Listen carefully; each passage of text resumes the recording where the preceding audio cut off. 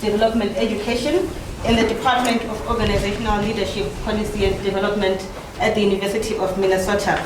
And she's also an affiliate at the Faculty of Interdisciplinary Center for Global Change. Her scholarship and professional practice are concerned with inequalities in education, focusing on how poverty and gender, ethnic and caste relations affect educational participation and future civic engagement, livelihoods and well-being. She has published widely in that field, and today she's speaking to us about capabilities to redress educational inequalities for marginalized youth. Over to you, Professor Dejaeghere. Thank you, Faith.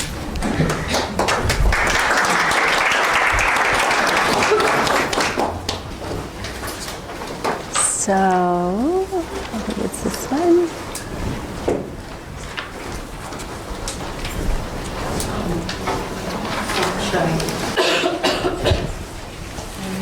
All right, thank you. All right. So good morning, everyone, and thank you so much for this warm welcome and the opportunity to be here at UFS. This is my second visit to the campus, but this is when I feel that I will have a better opportunity to get to know the campus, get to know Bloemfontein, and to engage with all of you. It's rather daunting to start out this morning, just because I haven't had a chance to really get to know many of you on a yet one-to-one relationship, but I hope that this next couple of days affords that opportunity. So as they said, and am I in the vision of? No, you're fine. It's okay? All right. I have to be able to reach this because there's no clicker, yeah? So let me do this. So, as Faith said, I'm going to talk about capabilities to redress educational inequalities. As Melanie said, this is a major concern of the center here and the work that all of you are doing. But I want to suggest that that not all work that uses a capability approach, even in education, necessarily is always concerned with redressing inequalities. So part of my task today is to try to talk about how do we sort of conceptually reframe some of the ways that we think about the capability approach and capability specifically to get at some of these inequalities that exist in various contexts. Let me just say a little bit about, this is actually a paper that attempts to draw together a host of different work that I have done. So I'm going to try and move quickly through this, but I work more in the space of working at kind of secondary level, basic education and secondary level, so not so much higher education, but I'm going to try to make some implications for what this means for educational pedagogy at all levels of education. And I'm drawing particularly on two studies that I've done. One is a 6-year-long study in East Africa with youth in Kenya, Tanzania, and Uganda who were both in and out of school. And then another study that I have, a 3-year-long study in India, working mostly with rural and Dalit young women. And so that's where these ideas of these capabilities come from, is from that empirical data, but mostly I'm going to focus on, I'll give you bits of examples of the empirical data, but I'm going to focus on kind of conceptualizing this. So I want to suggest that there's the challenge that I'm trying to address here is that educational institutions and practices actually reproduce most social inequalities. Yet we have this strong belief that it is transformative, and I think it can be transformative, but it isn't always necessarily so, right? So I want to focus on how we can make it more transformative, but we need to recognize that it actually is more reproductive sometimes. I also want to suggest that from a capability perspective, that many scholars use the capability approach more broadly, not necessarily ones within this group. And even those who use sort of capability lists are not necessarily explicitly targeting how to redress inequalities. And I want to suggest even Nussbaum's own notion of critical thinking, world citizenship, and imaginative understanding, well, I think are important qualities or important educational capabilities, do not necessarily in and of themselves redress inequalities. I think they can, but they don't necessarily do so unless we look at how they can redress them. So that's part of the conceptual task I want to try to take on. So I think there's both a sort of conceptual or theoretical question and a political question, which is how can capabilities and the CA be specifically used to address marginalization that many youth face? And I'm going to broadly use the term youth. It's kind of the large population I work with that can span from anywhere from, basic education into higher education and beyond. So the purposes of the presentation and the paper are really threefold, and that is to utilize and bring forth a sort of set of post-colonial questions and critical feminist questions that I think are necessary for helping us to theorize the use of a capability approach in the educational space. I'm going to spend a little bit of time on that. I spend more time on the latter purpose of this. I'm also going to talk a bit about these three capabilities that I think are important to enhance an ability to choose and to achieve well-being. And again, those come from empirical data. So I don't think that they're the only capabilities. But I do think that they are important in terms of how we conceptualize this relationship between individual capabilities or internal, what Nussbaum calls internal capabilities, and the sort of structures or that one create inequality, or what she calls combined capabilities. And finally, I think what's really important, and I was tasked in this paper to think about educational pedagogies and practices that actually foster these capabilities. So I'm going to try and give a little bit of a sense of what that might look like and could be adapted in various educational contexts. I apologize, I'm going to be rather quick because of the timing, so I realize my speed of talking is probably quite fast for many of you. So a couple of assumptions, I think, in terms of this use, my use in this case, of the capability approach, and that is that it really is necessarily relational. And I know that we talk about that a lot in a lot of our work when we write about a capability approach. I'm not sure, however, when we utilize it theoretically, that we actually use it relationally. And what I mean by that is that we talk about the social conditions and the individual, the structure and the agency relationship, but we don't necessarily always bring them together theoretically and conceptually. Including my own early work. So one of my earliest work on this was really focused on what are those social structures and conditions that actually marginalize youth in education. And I didn't really theorize that alongside the agency side of it or the individual capabilities. We know that the reason why I think it is relational is that what is valued as just is socially debated and influenced, and that is a relational process to decide what is just. The second point here is that my use of the CA is concerned with justice, and I think that many of us say that, and that's where our work is positioned. But I was reminded of this when I was rereading Ingrid Roybin's book, where she clearly says that it doesn't have to be concerned with justice, right? That there can be sort of agnostic uses of a capability approach. So I want to be clear that I'm using it to try to address how do we transform inequalities in society, which means that we necessarily have to look at these sort of social and institutional arrangements that actually create those inequalities. So this is a sort of model that I've used, and it was it actually might look quite familiar to many of you. It kind of adapts Ingrid Roybin's notion of how we look at sort of the individual and their endowments. I position them in sort of a household or a community, that gets transferred into some capabilities, and then we look at how those get transferred into some kind of functioning, what we call well-being, with some notion of agency affecting that, and then our material and social conditions.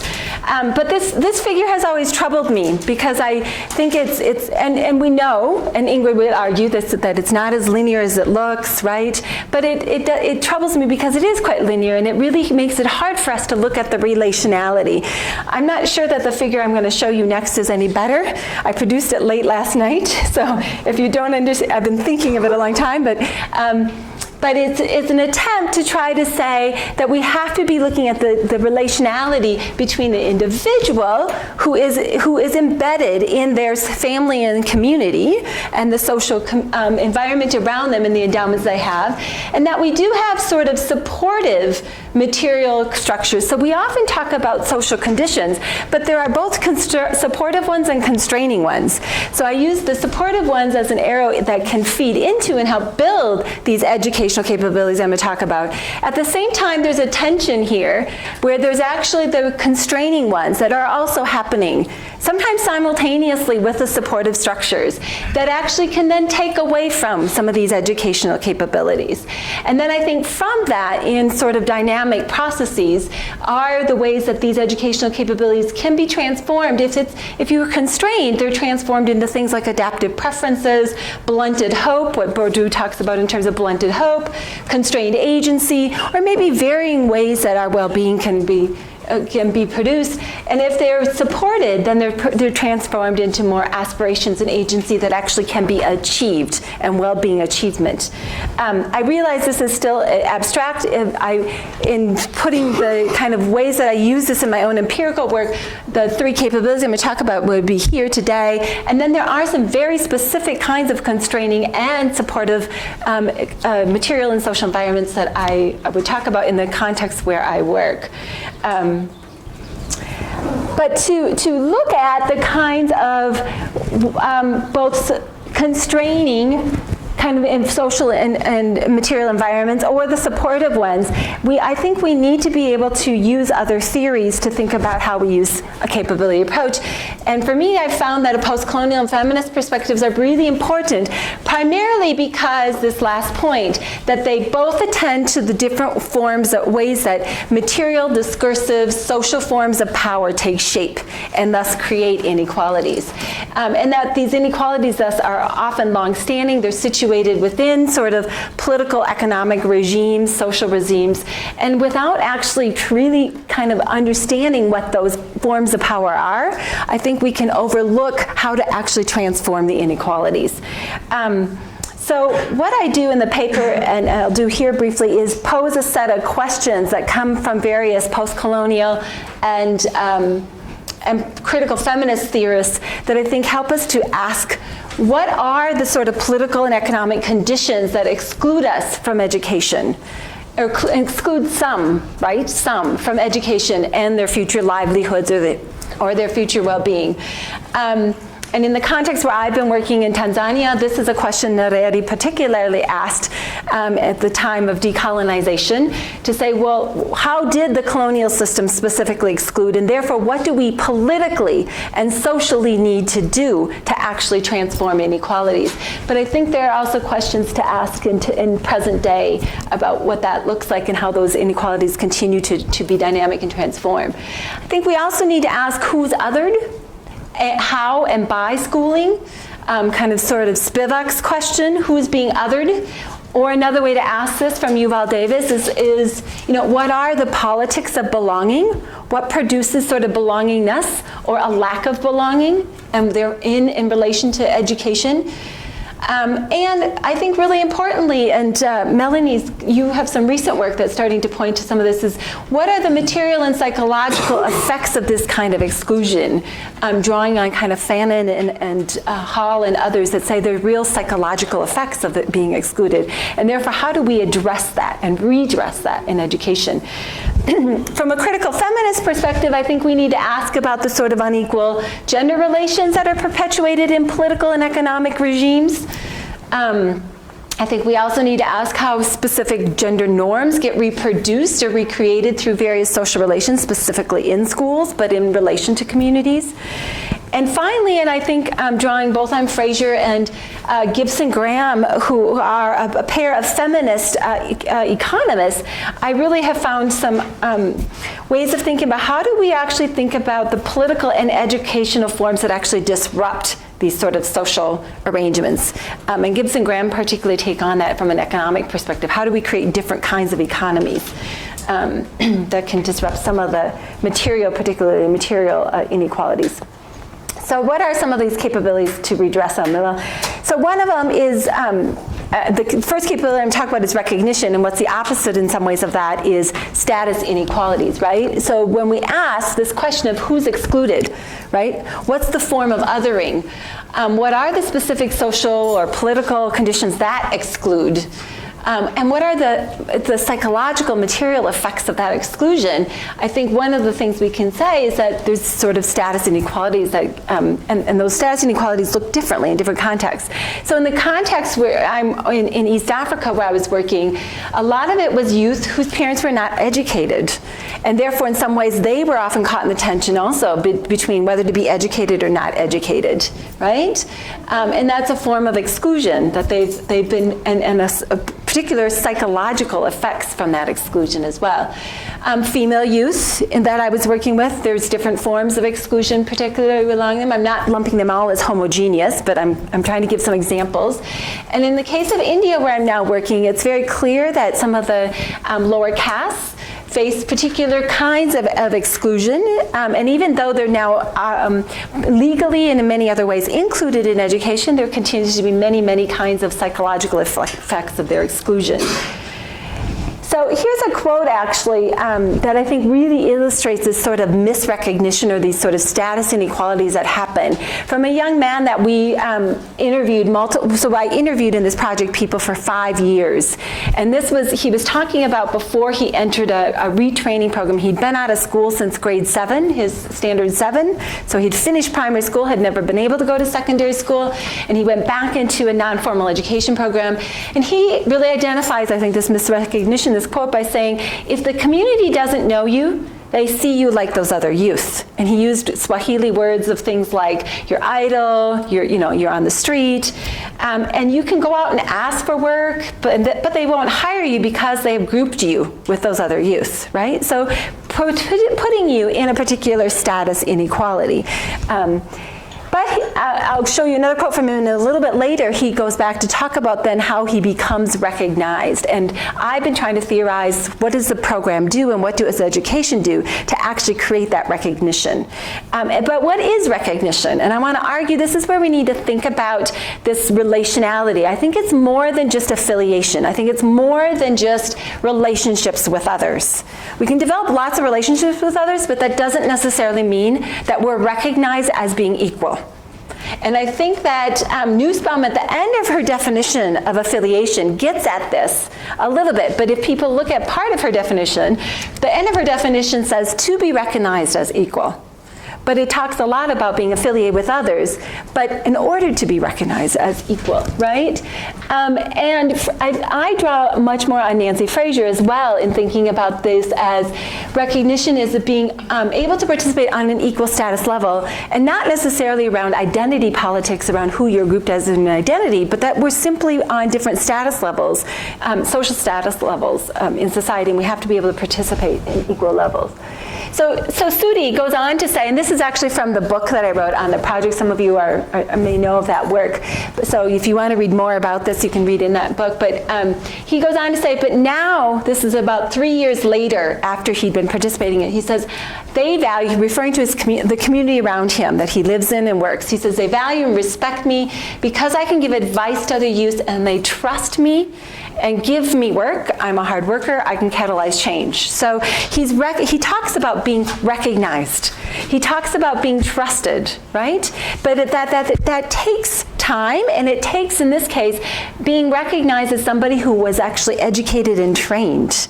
Right? And so education can offer this, but it doesn't necessarily offer it because it takes time being in relationship with other people to be valued and recognized by them.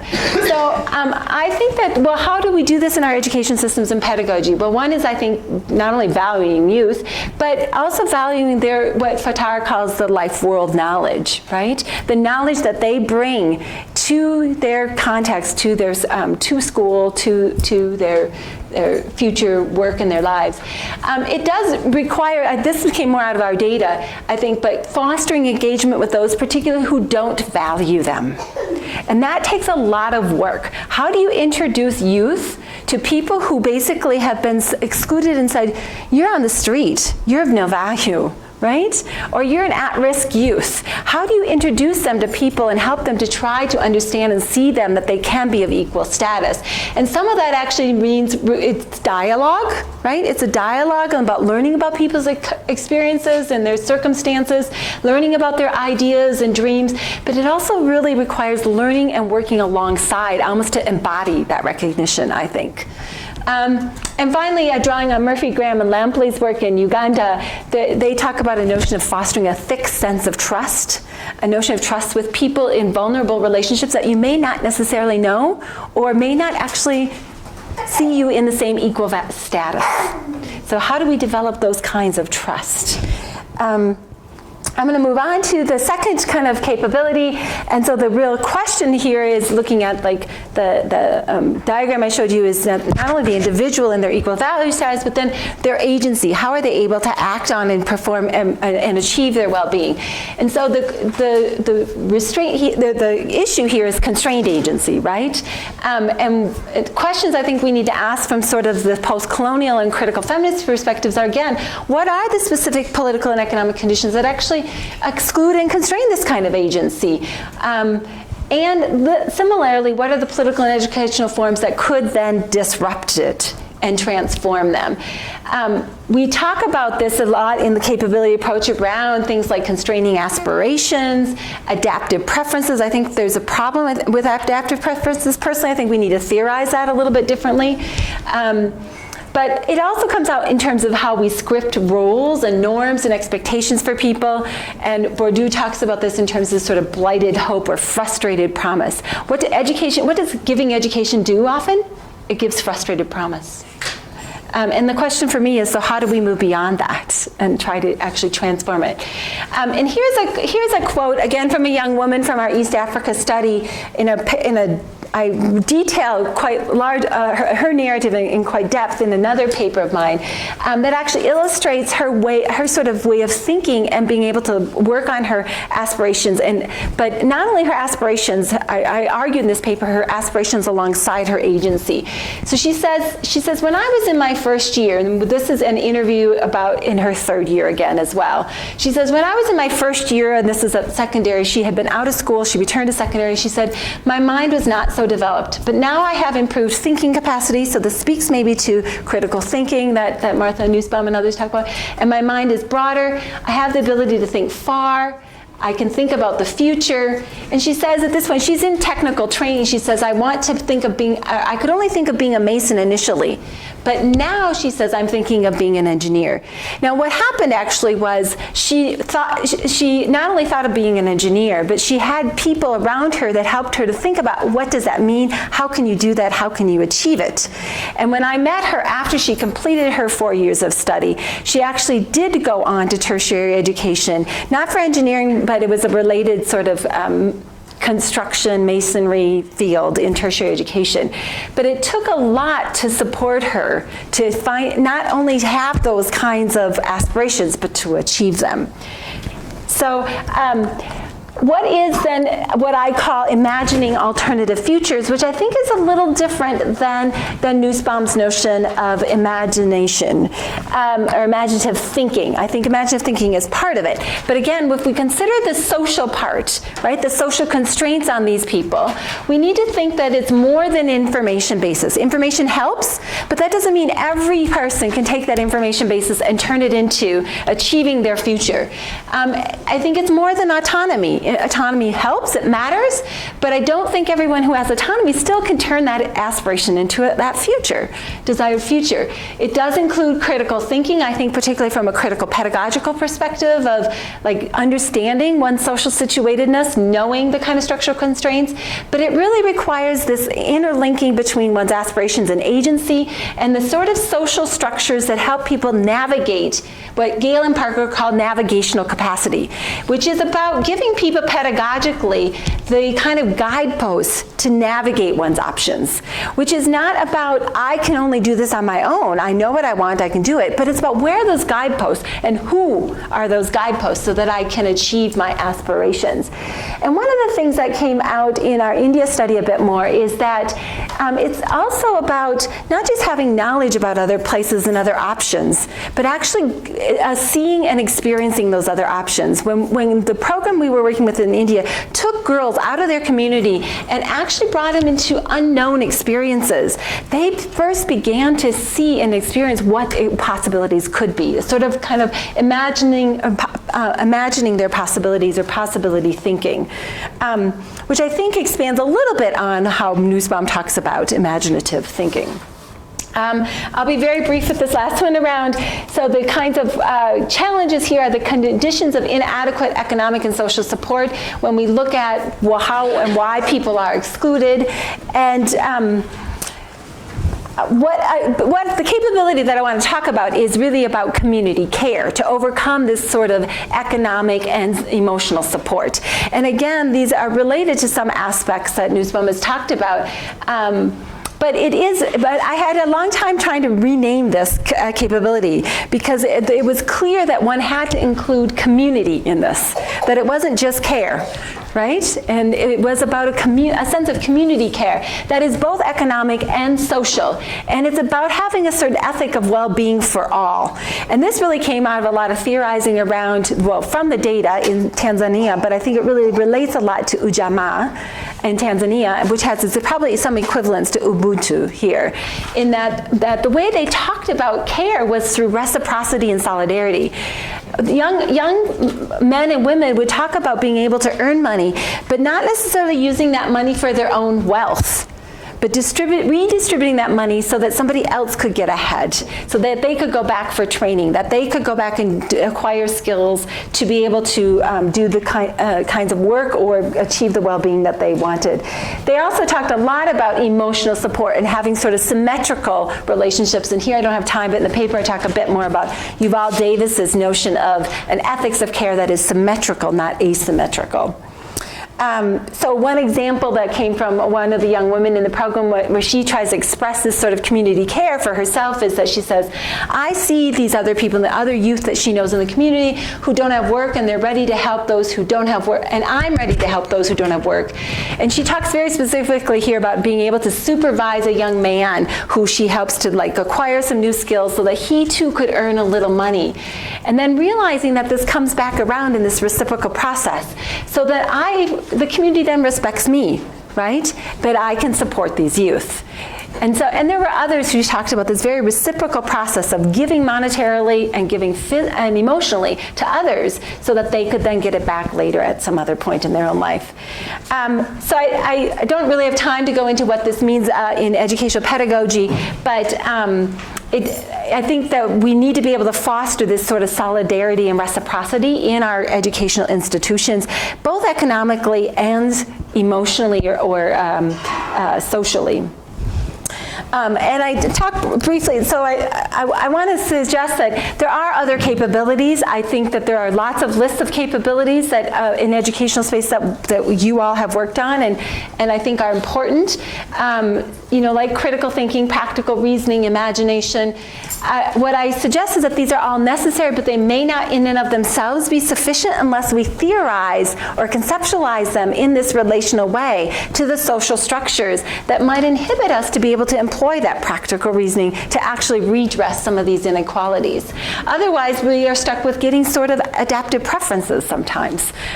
We might have the knowledge and critical thinking, but we cannot necessarily employ them.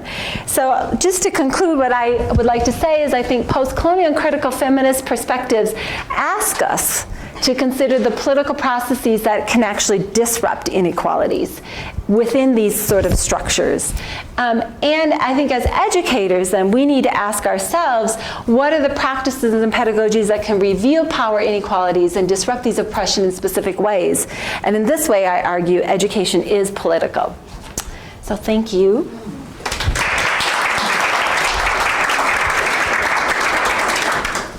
Okay, thank you very much, Joan.